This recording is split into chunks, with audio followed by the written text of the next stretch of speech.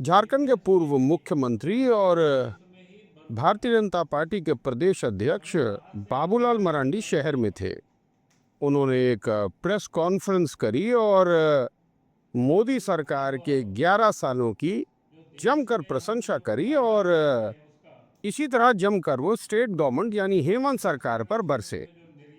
सबसे पहले जो प्रशंसाएं थी उनमें डिजिटल पेमेंट, घुसपैठियों का मुद्दा छाया रहा। उन्होंने बार बार इसका जिक्र किया और ये भी बताया कि किस तरह दूसरे राज्यों में जहां भाजपा की सरकार है वहां सख्ती से इन घुसपैठियों पर कार्रवाई हो रही है, मगर झारखंड में ऐसा नहीं हो रहा है।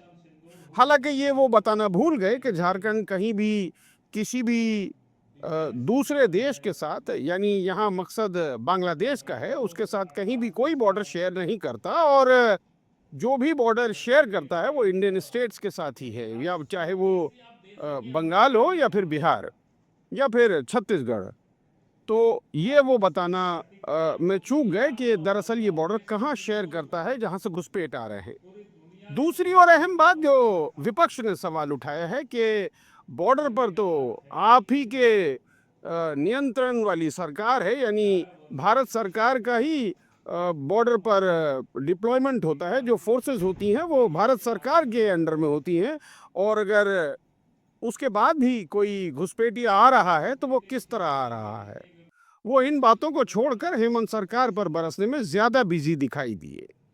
उन्होंने बहुत सारी तारीफों के पुल बांधे भाजपा सरकार के, मोदी सरकार के, लेकिन जहां कमजोरियां थी उसको वो बहुत खामोशी से दरकिनार करते आगे बढ़ते चले गए। आइए सुनाते हैं क्या कहा बाबूलाल मरांडी ने। अब वो मुक्त हो जाएगी, कोई उसमें से सख्त संविधान नहीं लगता है।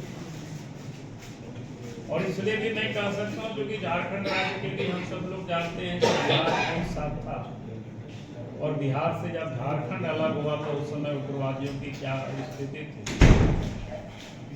यानी रांची से रात में किसी भी सड़क में लोग जाने में लोग डर लगता था।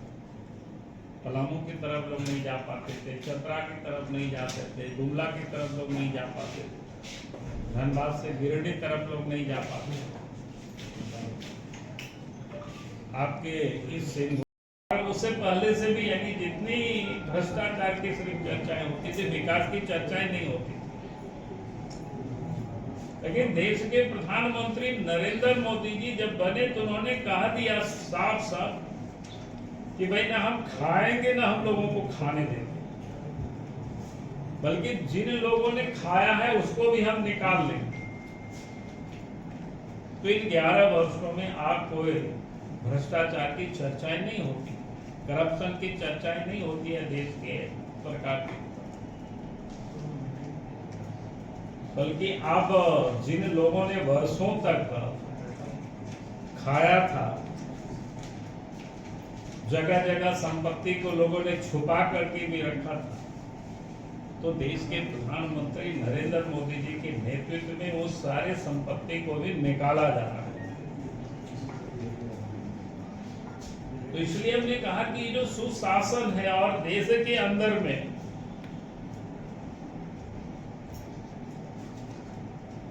ये जो करप्शन फ्री होने से कई चीजों के विकास में भी जो देश आज एक डूइंग क्या कहते हैं बिजनेस में भी आज देश का कितना 63वां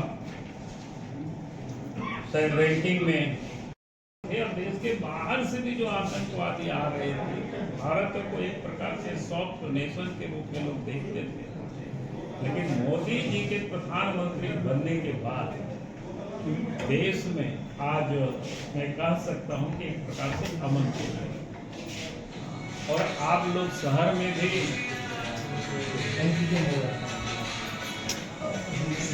सुख शांति से लोग अब लोग आराम कर पा रहे हैं, रह पा रहे हैं। तो हमने कहा कि सुरक्षा के मामले में आज भारत काफी कुछ बेहतर हुआ, और इस कारण से आज देख रहे होंगे देश के अंदर में पूंजी भी निवेश हो रहा है, देश के अंदर में विकास भी तेजी से हो रहा है। क्योंकि जब तक कोई अमन चैन नहीं होता है, कोई भी चीज प्रगति नहीं करता है, तरक्की नहीं करता है। जब अमन होता है, शांति होता है, तब फिर उद्योग धंधे भी लोग लगाते हैं, पूंजी भी लोग निवेश करते हैं, और फिर उद्योग धंधे भी लगाते हैं। अगर अमन चैन नहीं होता है तो कोई आना नहीं चाहता है, सब बाहर लोग भागते हैं। तो आज देश में जो स्थिति है, इस कारण से आप सब लोग देख रहे होंगे कि भारत की जो विकास के मामले में आज दुनिया का चौथा बड़ा आर्थिक ताकत दुनिया में भारत है। तो इसलिए ये सहज नहीं है कि जहां पर पूरे 50 वर्षों में अगर हम $2 ट्रिलियन के बीच ही हम लेफ्ट राइट भरते रहे, लेकिन मोदी शासन में इन 11 वर्षों में आज 4 ट्रिलियन से अधिक हम इकोनॉमिक भारत की जो अर्थव्यवस्था है वो पहुंच गई है। देश के अंदर में बड़े बड़े आतंकी घटनाएं सीरियल या जितने भी प्रकार की जो शहरें हैं, आप पहले बम ब्लास्ट होते रहा है और हम सब लोग कुछ भी नहीं कर पाते थे। देश हम दुनिया के सामने डोजर लेकर के जाते थे या यूएनओ में भी जाते थे, लेकिन परिणाम कुछ नहीं निकलता था। फिर उसी प्रकार की घटनाएं दोहराई जाती थी। देश के प्रधानमंत्री नरेंद्र मोदी जी के बनते डोजर नहीं भेजेंगे, यानी देश के अंदर में कहीं भी कोई उग्रवादी हमले होंगे, आतंकवादी हमले होंगे, तो उसको उसी ही भाषा में उसको जवाब दी जाएगी। और आप सबको पता है उरी की घटना, पुलवामा की घटना, फिर अभी पहलगाम की जो घटनाएं हुई,